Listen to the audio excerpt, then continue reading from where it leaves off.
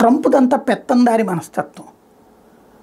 అమెరికాని నమ్ముకుని, బైడెన్ని నమ్ముకుని, యూరప్ దేశాలను నమ్ముకుని, నాటో దేశాలను నమ్ముకుని యుద్ధానికి దిగినటువంటి ఉక్రెయిన్ని నడి రోడ్డు మీద నుంచోబెట్టి ఉక్రెయిన్ అధ్యక్షుడికి 5 బేసులు ప్రయోజనం లేకుండా వాళ్ళ భూభాగాలు కోల్పోతే కూడా వదిలేయమని చెప్పి, మిగిలిన భూభాగాన్ని కోల్పోవడానికి కూడా వదిలేయమని చెప్పి, అట్లాగే యుద్ధానికి మేం ఖర్చు పెట్టామని చెప్పి కాబూలీ వాళ్ళలాగా వాళ్ళ దగ్గర ఉన్న మినరల్స్ లాక్కున్నటువంటి ట్రంప్ అక్కడ ఎలాంటి దుర్మార్గం చేశాడో ఇప్పుడు ఇజ్రాయెల్ని కూడా అట్లాగే విసిగిస్తున్నాడు, వేధిస్తున్నాడు. ఇరాన్తో సంబంధాలు పెంచుకుంటున్నాడు. ఇరాన్తో సంబంధాలు పెంచుకుంటే మళ్ళీ ఆయిల్ తక్కువ రేటుకు కొనుక్కోవచ్చు, తద్వారా తన దేశం మీద భారం తగ్గించుకోవచ్చు. ప్లస్ ఇప్పుడు ఆయిల్ నిల్వలకు సంబంధించిన కొన్ని స్థావరాలు పెట్టేసుకున్నాడు కాబట్టి ఆయిల్ ఎక్కువ దాచుకోవచ్చు కూడా. కాబట్టి ఇరాన్ మీద ఆంక్షలు ఎత్తేయాలి.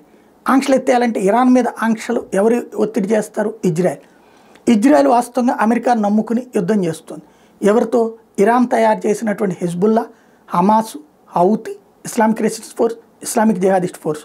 ఇప్పుడు యుద్ధాన్ని తగ్గించే ప్రక్రియ, ఇరాన్ దగ్గర ఉన్న అణుస్థావరాలను ధ్వంసం చేయాలన్నటువంటిదే ఇజ్రాయెల్ ఉద్దేశం.